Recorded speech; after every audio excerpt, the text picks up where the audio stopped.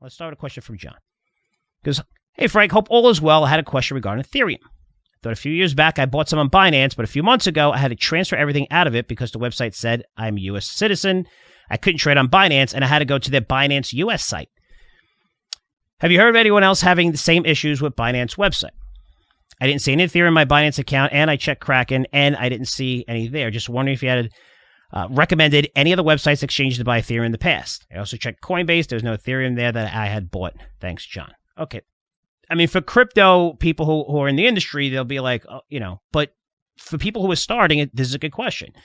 So Binance had to create a site called Binance US because, regulations, and they can't just have all the crappy shit and garbage, which is, they could trade that internationally, which is fine.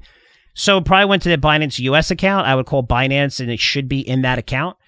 But you could buy Ethereum anywhere. You could buy it on Coinbase. Coinbase is probably the best place. A lot of these sites, you might have a little bit of problems, customer service, huge demand, but it's Coinbase, you could Kraken, Gemini. I mean, get familiar with these sites. Even the BlockFi's you could buy. So many places you could buy Bitcoin. It's very, very easy right now. And this process used to take 3, 4, 5 days sometimes before they approve you. I mean, you don't realize this when you're opening an account at E-Trade, but they're going through the whole background check. Like, there's a warrant for your arrest, and you fill out an account, you'll get someone knocking on your door, right? You get arrested like next day. You don't realize they're going through all these checks. They just do it so fast. Well, now they're doing these checks where it's anti-laundering, making sure you're okay, that know your customer, KYC. They're doing all this stuff. This used to take like 3. Now it takes 5 minutes and less than a day to open up accounts on most platforms, including T0, the one we're going to trade on. So they say, hey, it'll take up to 2 days. We fill information. I did it, and it took about 5 hours, 4 hours to go through that whole process. And I was up and running.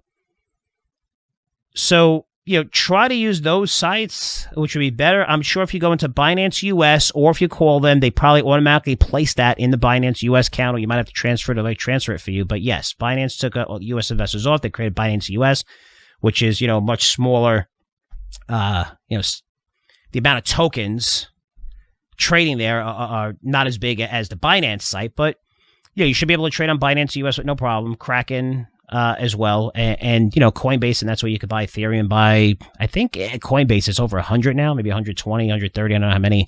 I haven't looked probably in a month or two, but yeah, I mean, more issues being able to trade on that, and it's cool. You get familiar with it, and it's very easy to open an account. Start with a small amount. I mean, that makes sense. Let's go to one more question here. It is from Edith. She goes, hello, Frank.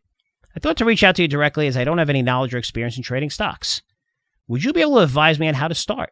I can only invest $1,000 and cannot afford to lose it. I would forever be grateful and become a prescriber for many years to come. Thank you so much, Edith. Prescriber. I don't know if you're a doctor, but if you're going to prescribe drugs to me for many years to come, damn, I might give you a Curzio 1 membership for free. You could go with Adderall, fentanyl, Viagra, you name it. We got a partnership there. If I'm in. I have to say I'm joking now because people don't know that and they take that seriously. But I'm joking. Just kidding. Everyone's so serious now. But I think you meant subscriber, right? So subscriber for many years to come. I can't advise you, right? So I would, if you have $1,000, you can't afford to lose it. I wouldn't put it in the market.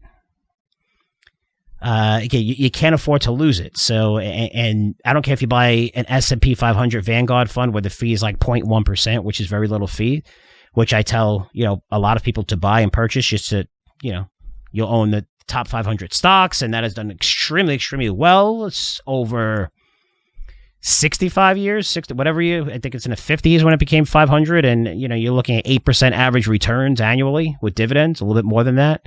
Again, you have your ups and downs, but it's been solid. It's paying, I don't know what the yield is now. Is it 1.7, 1.8, or whatever it is? But yeah, that's your best bet. But at $1,000, if you can't afford to lose it, then I wouldn't go into the market right now. I mean, yeah, that's the best advice I give. I would focus and look at all of our free stuff on our site. I don't want to charge you for a newsletter. We probably have the best free content out there. And you get lots of ideas. This podcast is for free. All these podcasts are for free that I'm doing. Tuesday, Wednesday, Thursday. We have great interviews. You get lots of stock picks, lots of ideas. You can go to our website now, which is redesigned, which is awesome. So you're seeing content every single day now. It's not just a member site, which it used to be, where, members go there and they'll log in. It's, we're becoming a media company now. So there's content on it every day, original content, really, really good. And now we can get outside contributors to participate, hire more people to write more. Now it gets bigger and bigger, provide quotes and stuff like that, and build a whole site. And that's our direction. That's where we're going. And I would focus on that, but yeah, at $1,000, Edith, just be careful. If you can't afford to lose, don't ever put any money in the market. You can't really afford to lose. Again, because I don't know where the S&P 500 is going. I'm sure you're not going to get crushed. I wouldn't say you lose more than 20, 30% right away, but either way, you have to be very, very careful. And I mean, I really wish I could tell you more. Really wish I could tell you more. If you have like $5,000 to invest and you're investing, you say, hey, this is money I put aside, or in your 401k, which, is long-term and stuff like that. It's different. You put them in certain areas. You can separate it. Even $1,000, you could put, $100 in 10 different situations. But the key to this is you said you can't afford to lose it. And if you can't afford to lose it, then I wouldn't even put it in the market. The market is a dangerous place. It's very volatile. And the last thing you want to do is put money in the market and look at it every single minute of every single day, because that means you have too much in a stock or too much in the market. Because if I looked at every single day, I would have sold out all my uranium picks. I would have sold out all my gold picks that I had 5, 6, 7 years ago that I have 5-year warrants on that all came back, in 2019 and stuff like that. I wasn't looking at this until I was like, hey, in 5 years, I think gold's going to be fine, and it'll definitely go higher. And a lot of these stocks have done well, even though gold's kind of crappy right now as a sector. Same with crypto, the ups and downs. And uranium, I've had, I'm making a lot of money in uranium, but I've had these things where they sat there for 3 years, 4 years and did nothing while the market surged. But I had exposure to other things in the market that did great, and I was diversified.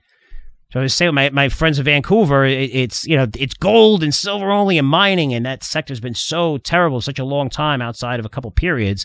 When that cycle changes, it's great.